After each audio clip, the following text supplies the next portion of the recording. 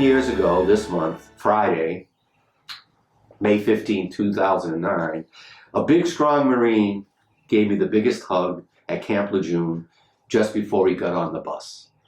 He had grown so big and strong, and I was so proud.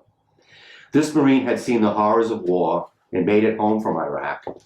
His brothers fought, and some of them died to make sure that happened.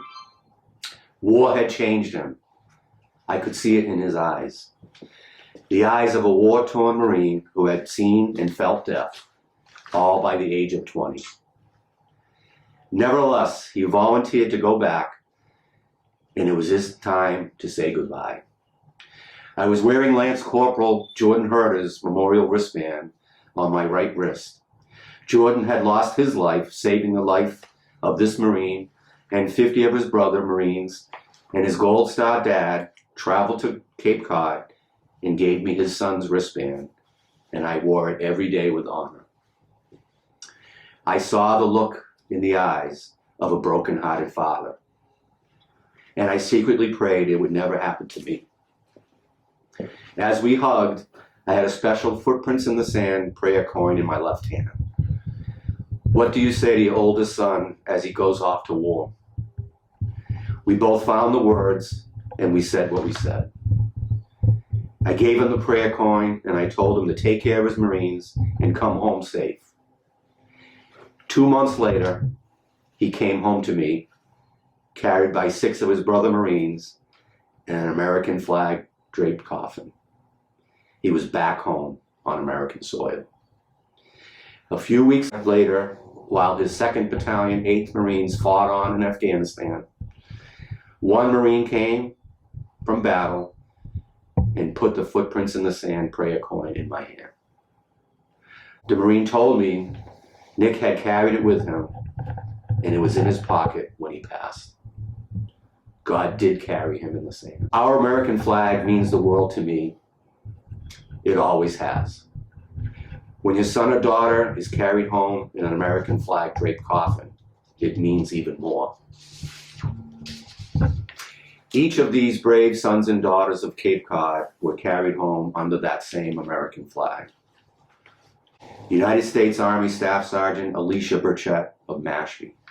United States Army Private First Class Paul Conlin of Mashpee. United States Navy Captain Gerald F. DeConto of Sandwich. United States Army Sergeant Alexander Fuller of Barnstable. United States Army Sergeant Matthew Gallagher of Falmouth. United States Navy SEAL Kevin Houston of Barnstable. United States Marine Captain Eric Jones of Mashpee.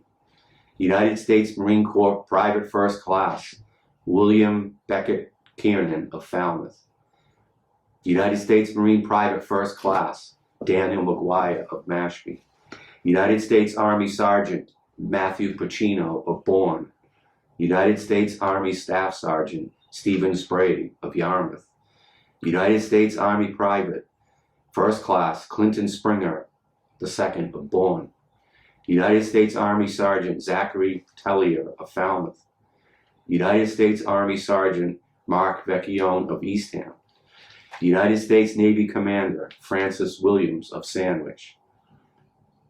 And United States Marine Corporal Nicholas Exaros of Yarmouth. For families like mine, every day is Memorial Day.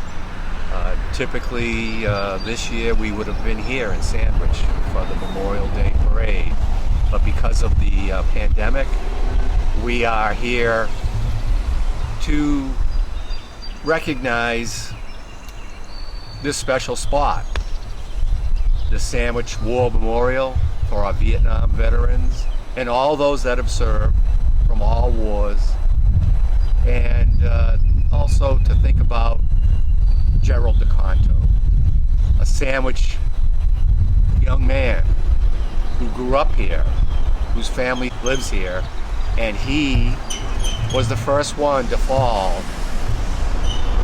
from Cape Cod. He's the first one on our list when we think of the fallen 16. Jerry DeConto fell on 9/11 and he lost his life in the Pentagon. And when that attack on America happened, that led to our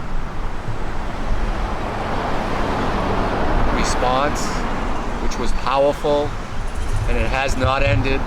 We have America's longest war, and the rest of those 15 names all started with 9/11 and Jerry DeConto. Fallen service members are not victims. They are warriors. And warriors are never victims, regardless how and where they fall.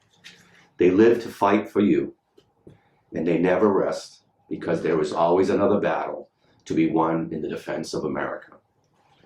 As we approach this difficult weekend and Memorial Day, we must remind everyone of our purpose, meaning, and mission. Since the Revolutionary War, more than 1.1 million American men and women have died in service to our nation, making the ultimate sacrifice to ensure the liberty and freedoms we enjoy. This weekend, as we enjoy time with family and friends, please take a moment to remember and honor those who have died in service to our nation. Our American flag does not fly because the wind blows it. It flies with the last breath of every soldier who died defending it. Every true American should stand and respect our flag. To all the moms and dads who have given their warriors that final hug, today and every day, a grateful nation remembers. Rest in peace.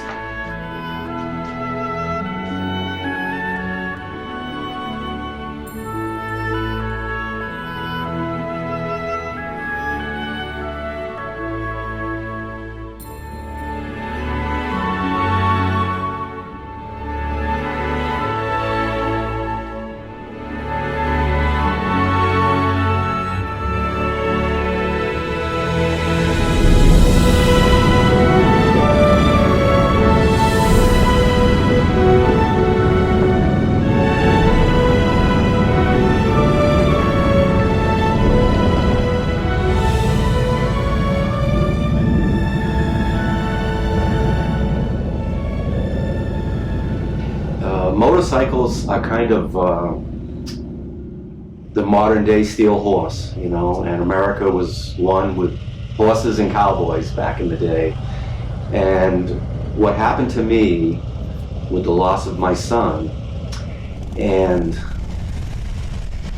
that sound of the motorcycles. So during the funeral procession, which, you know, our lives were falling apart. We were in the family car, Nick's mom, Lisa, Nick's siblings, Alex, Ashlyn, and Elizabeth. We were all together in that car and in the procession of a funeral for Nick. And we were very heartbroken and not sure how we were going to get through this. And that's when I heard the sound of a motorcycle.